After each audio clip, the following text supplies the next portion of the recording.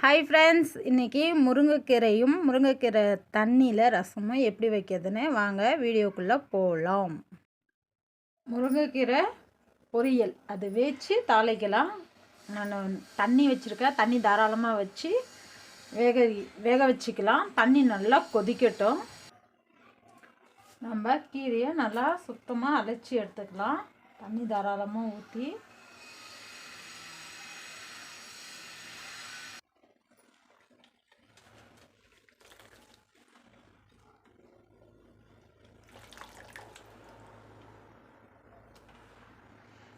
ஊர்லேருந்து கீரை பிச்சுட்டு வந்தேன். நான் எங்கள் மரத்து கீரையே ஃப்ரெண்ட்ஸ்.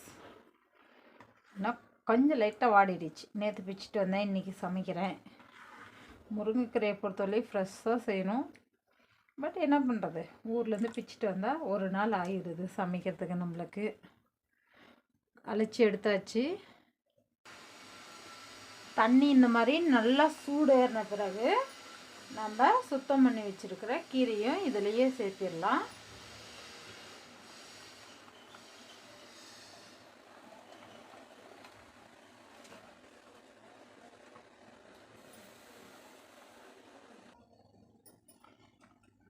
நல்லா கீரையை இந்த மாதிரி நல்லா அமுத்தி விடலாம். விட்டுட்டு ஒரு 20 நிமிஷம் நல்லா வேகட்டும். வேக சாப்பிட்டா வயிறு ஸ்டமக் ப்ராப்ளம் ஆயிடும்.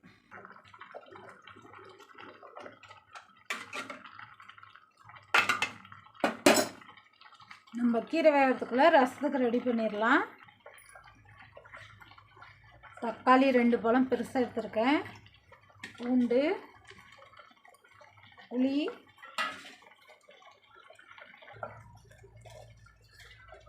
சீரகம் சேர்த்திக்கலாம்.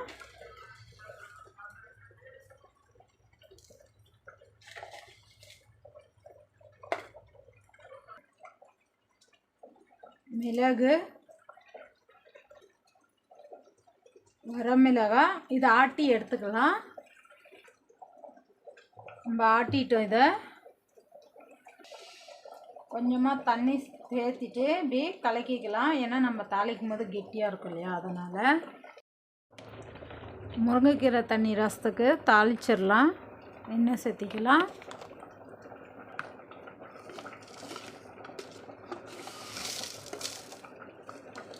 கடுகு,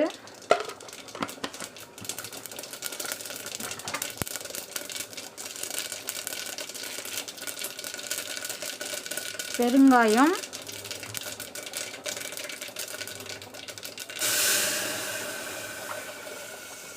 நம்ம ஆட்டி வச்ச ரசம் மசாலா அதையும் அதிலே சேர்த்திடலாம். இதில் ரெடிமேட் பவுடரெல்லாம் எதுவும் அதிகமாக சேர்த்தலை. நம்ம வீட்டில் இருக்கிறத வச்சு ஆரோக்கியமாக செய்கிறேன். ஏன்னா முருங்கைக்கீரையோடைய தண்ணி ரொம்ப ரொம்ப நல்லது. சில பேர் சூப் குடிச்சுக்குவாங்க, வீட்டில் சில பிள்ளைங்க குடிக்க மாட்டாங்க. அதனால் இந்த ரசத்துக்கு தேவையான அளவு உப்பு. இது நல்லா கொதிக்கட்டும் ஃப்ரெண்ட்ஸ். பிறகு காமிக்கிறேன். அப்புறம் கீரை நல்லா ஒரு 15 நிமிஷத்துக்கு மேலே நல்லா இதாகிடுச்சு, வெந்துருச்சு. முருங்கைக்கீரையை பொறுத்தவரை வெந்த பிறகு நம்ம உப்பு சேர்த்திக்கணும்.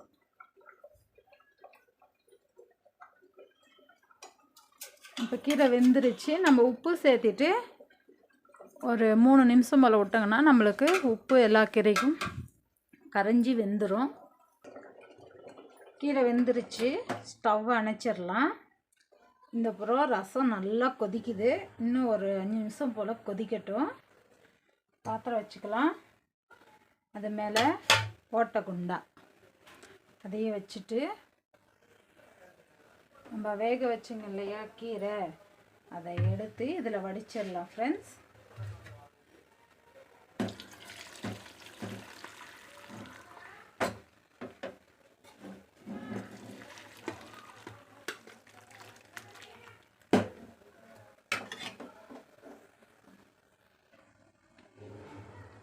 கீரை பாருங்கள், இவ்வளோ இருந்தது, கொஞ்சம் தான் வந்திருக்குது. நம்ம கீரை தண்ணி இதில் நம்ம அங்கே ரசம் கொதிக்க வைக்கிறோங்க இல்லையா, அதை எடுத்து இதில் சேர்த்திப்போம். நம்ம ரசம் சேர்த்ததுக்கு முன்னையே நல்லா இது வெது வெதுப்பாக தண்ணியில் நல்லா ஒரு கப்பு போல் நான் சூடாக குடிக்குவேன். அது எப்போ எனக்கு அது ஒரு ஹேபிட் ஆயிடுச்சு. இதை வந்து ரொம்ப ரொம்ப நல்லது உடம்புக்கு. சூப்பு போல் குடிச்சிடலாம். ரசம் நல்லா கொதிச்சிருச்சு. இப்போ நான் ஸ்டவ்வை அணைச்சிட்றேன். நல்லா கொதிச்சிருச்சு. இப்போ இதை வந்து நம்ம இதில் சேர்த்திடலாம். அவ்வளோதான், நம்மளுடைய முருங்கைக்கீரை தண்ணியில் ரசம் ரெடி ஆயிடுச்சு ஃப்ரெண்ட்ஸ். முருங்கைக்கீரையில் தண்ணியை எடுத்து நம்ம வீட்டில் ரசம் ரெடி ஆயிடுச்சு. கீரையை தாளிச்சிடலாம். கீரை தாளிப்பு பார்த்துடலாம் ஃப்ரெண்ட்ஸ். எண்ணெய்,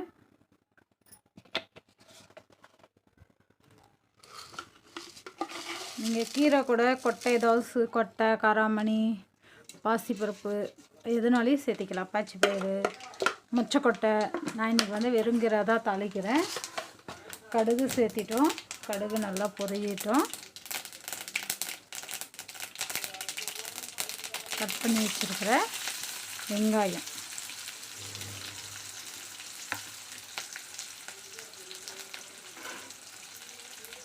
நல்லா வெங்காயத்தை வதக்கலாம்.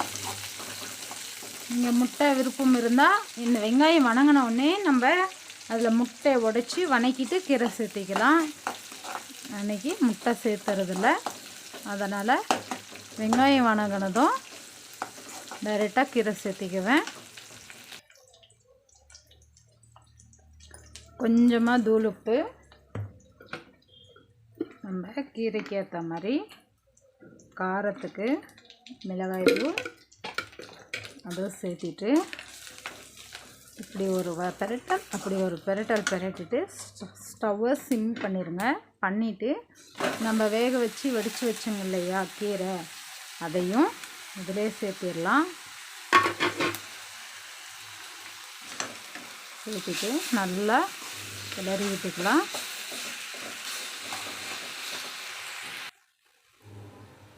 கிளறிட்டு தேங்காய் துருவி வச்சுருக்கேன், அதை அப்படியே இப்படி சாரல் மாதிரி போட்டுடலாம். கடலைக்கொட்டை, வேர்க்கடலை வேணால் வறுத்து பொடி பண்ணி கூட சேர்த்திக்கலாம். நான் இன்றைக்கி வந்து தேங்காய் துருவி அதையும் இதிலே சேர்த்திருக்கேன். சேர்த்துட்டு நல்லா கிளறிக்கலாம். இந்த மாதிரி செஞ்சு தாங்களேன், குட்டீஸுங்களாம் எவ்வளோ லைக் பண்ணி சாப்பிடுவாங்க தெரியுமா? இவ்வளோ நல்லாயிருக்கும் ஃப்ரெண்ட்ஸ் இது டேஸ்ட்டு. அவ்வளோதான், நம்மளுடைய முருங்கைக்கீரை பொரியல் ரெடி ஆகிடுச்சு. ஸ்டவ்வை அணைச்சிடலாம். முருங்கைக்கீரை பொரியல், முருங்கைக்கீரை தண்ணியுடைய ரசம் ரெண்டுமே ரெடி ஆயிடுச்சு.